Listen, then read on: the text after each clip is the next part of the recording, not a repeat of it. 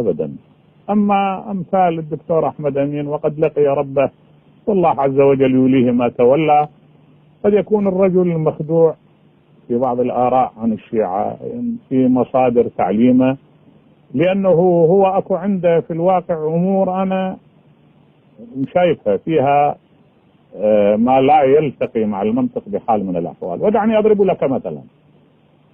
هو يقول أن التشيع مثلا انتقل إلى إيران أو إلى الفرس لأن الإمام الحسين تزوج بنت يزدجرد، نعم، وهو من ملوك الفرس، فانتقل التشيع إلى الشيعة.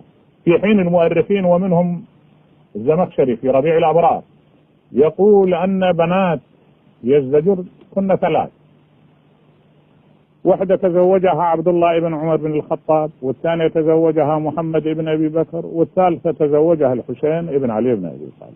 فإذا كان كل من يتزوج امرأة من بنات يزدجرد يصطبغ بالفارسية، ليش أبناء عبد الله بن عمر ما اصطبغوا بالفارسية، وأبناء محمد بن أبي بكر ما اصطبغوا بالفارسية، بس أبناء الحسين اصطبغوا بالفارسية؟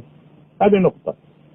والفارسية هي متى كانت عيب؟ يعني نحن مسلمين، بسم الله الرحمن الرحيم، إن أكرمكم عند الله أتقاكم. أي ناحية؟ الناحية الثانية اللي يحب يطلع، عندي كتيب اسمه هوية التشيع، فليرجع إلى هذا الكتاب سيرى أن أئمة المذاهب الإسلامية ومفكرين وعلماء اللغة وعلماء الفقه وعلماء الأصول عندهم وعلماء مختلف العلوم الإسلامية 90% منهم من الفرس. يوشع أن يرجع للإحصائية.